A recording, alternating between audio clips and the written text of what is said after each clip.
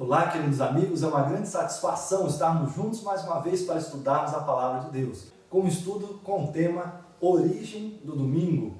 Nós estamos em um crescente, estudamos já 19 estudos bíblicos, né? Estamos no 20º estudo e agora nós vamos compreender um pouquinho mais a questão histórica do domingo e também as suas implicações com a nossa fé, com a Palavra de Deus. Ok, irmão Jandro, nós queremos lembrar que o estudo anterior teve o título então como o quarto mandamento, o sábado de Deus que havia sido esquecido. E paralelo a isso então, hoje, nessa série de estudos Conhecendo o Criador, nós vamos estudar a origem do domingo. Como começou essa mudança? Por que a maior parte do cristianismo então, ao invés de guardar o sábado, que a lei de Deus apresenta como o dia do Senhor, guarda então o domingo? Acompanhe conosco o estudo para então chegarmos ao melhor entendimento da história de como tudo isso começou. Chegou a hora de restaurarmos todas as coisas, não é isso? Amém. Nós Deus vemos seja que louvado. no final dos 2.300 anos começou-se um processo de restauração da verdade bíblica. Sim. Ok, vamos então à pergunta de número 1. A Bíblia declara que antes da volta de Jesus, o homem do pecado se assentaria no santuário de Deus, fazendo-se Deus? Abra, querido amigo, sua Bíblia no livro de 2 Tessalonicenses, capítulo 2, versos 1 a 4, e também Atos 20, verso 29 a 30. Ora, quanto à vinda de nosso Senhor Jesus Cristo e a nossa reunião com Ele, rogo-vos, irmãos, que não vos movais facilmente do vosso modo de pensar, nem vos perturbeis, quer por espírito, quer por palavra, quer por epístola, como vinda de nós, como se o dia do Senhor estivesse já perto. Tessalonicenses 2, versículo 1 e 2. Próximo texto. Ninguém de algum modo vos engane, porque isto não sucederá sem que venha primeiro a apostasia e seja revelado o homem do pecado, o filho da perdição, aquele que se opõe e se levanta contra tudo que se chama Deus ou se adora, de sorte que se assentará como Deus no templo de Deus, querendo parecer Deus. Então, irmão Geandro e querido amigo, a Bíblia então revela claramente que sim, antes da volta de Jesus, antes de Cristo então vir para buscar os salvos, o homem do pecado, ou seja, aquele que se ocupa do lugar de Cristo, ou que ao menos tenta, né, irmão Geandro, ocupar então o lugar de Cristo, esse teria então sua ação mais eficaz, mais maligna, bem antes da volta de Jesus. Em Atos 20, versículo 29 e 30, nos diz: eu sei, diz o apóstolo Paulo, que depois de minha partida entrarão no meio de vós lobos cruéis, que não pouparão rebanho, e que dentre vós mesmos se levantarão homens, falando coisas perversas para atrair os discípulos após si. Então vemos aí, queridos amados irmãos, que o apóstolo Paulo ele já via a formação do homem do pecado, ou seja, uma grande hierarquia religiosa em que estabeleceria um poder real, ou seja, um rei ou um representante da religião. Nós sabemos, irmão Daniel, que o único presidente e rei dos cristãos é Jesus. Exatamente, mas o que o inimigo então ele fez foi começar então um trabalho de substituição. E como ele fez isso? Colocando o homem, ou seja, a criatura, no lugar de Deus, de sorte que controlando o ser humano, ou seja, a mente do ser humano, ele possa então fazer com que os outros, a grande maioria, se desvie do foco que é então obedecer o cabeça, que a Bíblia nos diz que é Cristo. Muito bem. Vamos então à pergunta de número 2. O Filho de Deus guardou o sábado quando viveu como homem na terra? Lucas 4,16 e Marcos 6,2. Chegando a Nazaré, onde fora criado, entrou na sinagoga no dia de sábado, segundo o seu costume, e levantou-se para ler. Próximo texto. Ora, chegando o sábado, começou a ensinar na sinagoga, e muitos ao ouvi-lo se maravilharam, dizendo: de onde lhe vêm estas coisas? E que sabedoria é esta que lhe é dada? E como se fazem tais milagres por sua mão? Percebemos que Jesus, sim, ele ia aos sábados à igreja, não é isso? Exatamente. Não aos domingos, mas sempre no 7º dia da semana, como era então obedecer o quarto mandamento da lei de Deus. Próxima pergunta então. Os discípulos guardavam o domingo como dia de descanso? Abra a Bíblia, querido amigo, nos textos de Atos 15, 21, capítulo 13, 42 a 44, capítulo 17, do verso 1 ao 4 e também 18, verso 4. Porque Moisés, desde os tempos antigos, tem em cada cidade homem que o pregue, e a cada sábado é lido nas sinagogas. Próximo texto. Quando iam saindo, rogavam que estas palavras lhe fossem repetidas no sábado seguinte. Próximo texto. No sábado seguinte, reuniu-se quase toda a cidade para ouvir a palavra de Deus. Atos 17, agora do 1 ao 3, diz o seguinte: Tendo passado por Anfípolis e Apolônia, chegaram a Tessalônica, onde havia uma sinagoga dos judeus. Ora, Paulo, segundo o seu costume, foi ter com eles, e por 3 sábados discutiu com eles as Escrituras, expondo e demonstrando que era necessário que o Cristo padecesse e ressuscitasse dentre os mortos. Este Jesus que eu vos anuncio, dizia ele, é o Cristo. E alguns deles ficaram persuadidos e aderiram a Paulo e a Silas, bem como grande multidão de gregos, de devotos e não poucas mulheres de posição. Ele discutia todos os sábados na sinagoga e persuadia a judeus e gregos. Muito bem, então nós temos aí uma nota, queridos amigos, mostrando então uma grande quantidade de sábados, onde Paulo, ele estava sempre louvando a Deus e pregando a palavra de Deus nas sinagogas. Vamos então fazer a leitura. Paulo pregou por 78 sábados naquele tempo. Nesse tempo, Paulo poderia ter introduzido a guarda do domingo para os novos crentes se realmente houvesse ocorrido uma mudança no dia de guarda. Mas ele não se absteve de qualquer mandamento. Encontramos Paulo sempre guardando o sábado em todo o tempo que ele viveu em Corinto. Querido amigo, nós queremos observar algo interessante. Nós citamos aqui um texto onde diz que Paulo guardou então 78 sábados na sinagoga, mas isso é aquilo que nós encontramos de registro.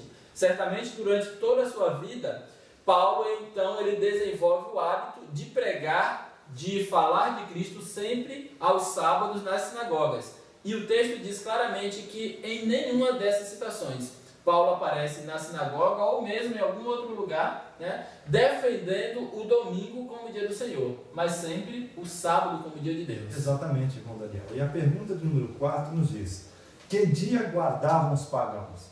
Será que os pagãos guardavam um dia diferente do povo judeu, dos cristãos daquela época? Vamos procurar em Deuteronômio, capítulo 4, versículo 19. E também capítulo 17, versículo 2 e 3, também Jeremias 8, versículo 1 e 2. Vamos ao primeiro texto então. E para que não suceda que, levantando os olhos para o céu, e vendo o sol, a lua e as estrelas, todo esse exército do céu, sejais levados a vos inclinardes perante eles, prestando culto a essas coisas que o Senhor vosso Deus repartiu a todos os povos debaixo de todo o céu.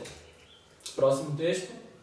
Se no meio de ti, em alguma das tuas cidades que te dá o Senhor teu Deus, for encontrado algum homem ou mulher que tenha feito o que é mal aos olhos do Senhor teu Deus, transgredindo o seu pacto, que tenha ido e servido a outros deuses, adorando-os, e eles, ou ao sol, ou à lua, ou a qualquer astro do exército do céu, o que não ordenei. Deuteronômio 17, 2 e 3. Agora Jeremias 8, 1 e 2. Naquele tempo, diz o Senhor, tirarão para fora das suas sepulturas os ossos dos reis de Judá, e os ossos dos seus príncipes, e os ossos dos sacerdotes, e os ossos dos profetas, e os ossos dos habitantes de Jerusalém.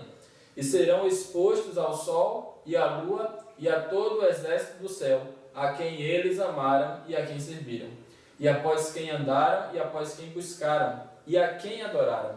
Não serão recolhidos, nem sepultados, serão como esterco sobre a face da terra. Então, irmão Geraldo, nós temos um texto aqui, claramente que revela que o costume já dos pagãos era adorar o Deus que para eles era conhecido também como o Deus Sol. Exatamente.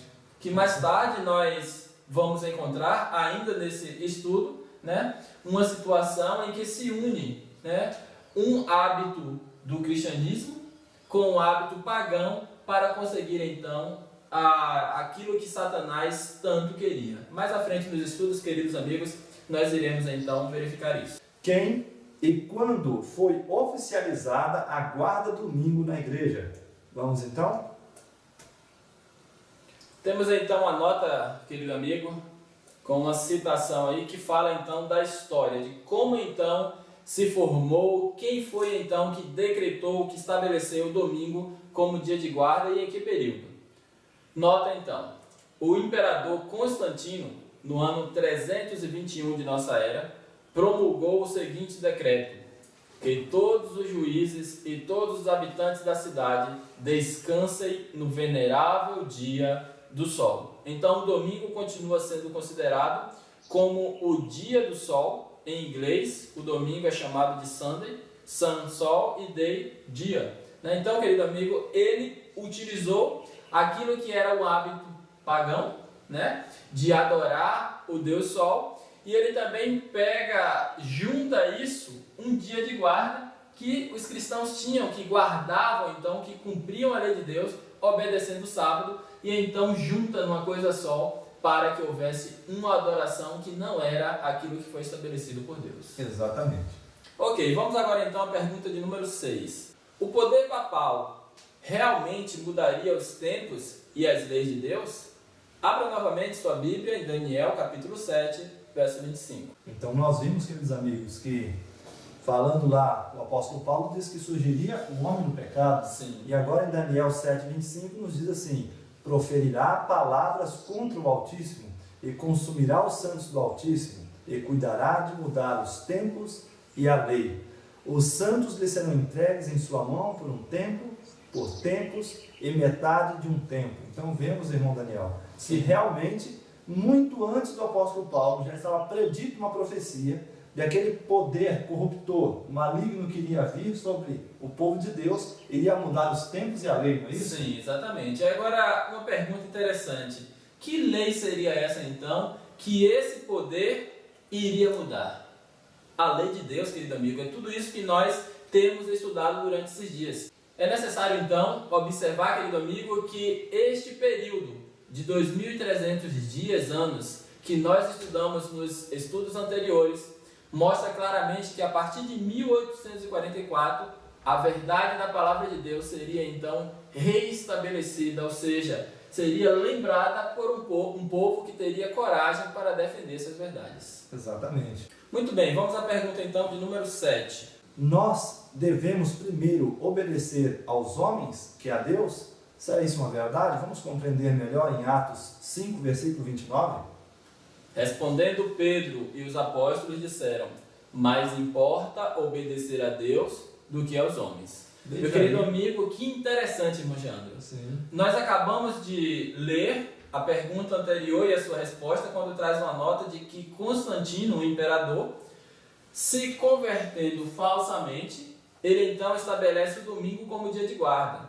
Mas no texto de Atos 5, verso 29, nós compreendemos a palavra de Deus, e agora Pedro falando juntamente com João para os líderes daquela época, que era necessário, mais importante para eles, né, os apóstolos, a igreja de Deus naquela época, era sim obedecer a Deus, né, e aos homens quando estes estavam de acordo com a verdade da palavra de Deus. Exatamente. Né? Veja que eles estavam proibindo os apóstolos de pregar o nome de Jesus. Sim, e o que eles disseram? Olha, mais importa obedecer a Deus do que as autoridades. Sim. Sempre devemos obedecer a Deus, não é isso? Ok. Pergunta agora de número 8.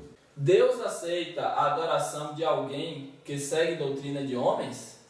Marcos, capítulo 7, versos 7, 9 e 13. Mas em vão me adoram, ensinando doutrinas que são preceitos de homens. Disse-lhe ainda: bem sabeis rejeitar o mandamento de Deus para guardar a vossa tradição. Próximo texto: invalidando assim a palavra de Deus pela vossa tradição, que vos transmitistes, também muitas outras coisas semelhantes fazeis. Então Jesus estava dizendo o que, irmão Daniel? Que muitas pessoas estavam fazendo o quê? Eles estavam seguindo tradições de homens e não os mandamentos de Deus. Jesus os repreendeu por isso, não é? Sim, com certeza. Ele estabelece então algo maravilhoso, né? Se nós temos acesso à palavra de Deus, irmão Leandro, como então compreendermos a vontade de Deus? Eu preciso primeiro entender que você compreende, que você teve uma revelação e você vai passar isso para mim? Não. Se Cristo ele dispõe a nós a sua palavra e o seu Espírito para nos dar entendimento, meu querido amigo, vai você mesmo, de maneira individual, de maneira pessoal. Pode até usar esses recursos do estudo bíblico, de uma discussão a respeito do assunto, mas acredite naquilo que está na palavra de Deus e nunca unicamente no que estão dizendo os homens. O dragão foi fazer guerra contra que grupo de pessoas? Apocalipse 12, versículo 17. E o dragão irou-se contra a mulher e foi fazer guerra ao remanescente da sua semente, os que guardam os mandamentos de Deus e têm o testemunho de Jesus Cristo.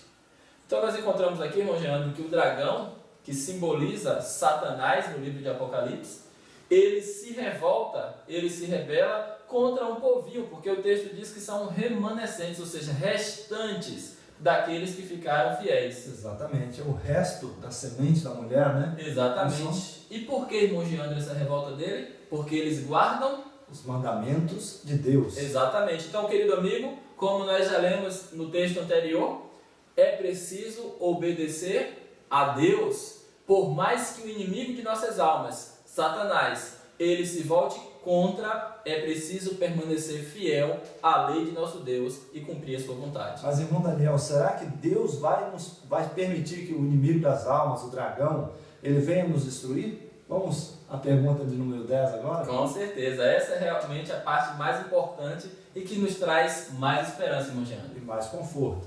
O Deus eterno cuidará daqueles que guardam os seus mandamentos? Abra sua Bíblia, meu querido amigo, em Salmos 37, verso 25 e também em Filipenses 4, verso 19. Fui moço e agora sou velho, mas nunca vi desamparado o justo, nem a sua descendência a mendigar o pão. Próximo texto. Meu Deus suprirá todas as vossas necessidades, segundo as suas riquezas, na glória em Cristo Jesus. Amém. Então, irmão Jean, é interessante esses textos, porque algumas pessoas às vezes têm uma certa dificuldade em aceitar a guarda do sábado, porque acreditam que se obedecer a Deus, então padecerá de fome por conta de não ter um emprego, por conta de não ter uma subsistência. Mas a palavra de Deus diz que aquele que permanece fiel, aquele que se põe na presença de Deus, Deus ele jamais deixa mendigar o pão. Com certeza, irmão. Pergunta de número 11. É por amor que devemos obedecer aos mandamentos de Deus? João 14, verso 15. Se me amardes, guardareis os meus mandamentos, disse Jesus. Então vemos que sim, irmão. Certamente aquele que ama a Deus vai obedecer os mandamentos de Deus, não é isso, Daniel? Com certeza. Então é preciso fazer isso por uma situação de amor, uma situação de gratidão e não simplesmente por uma obrigação.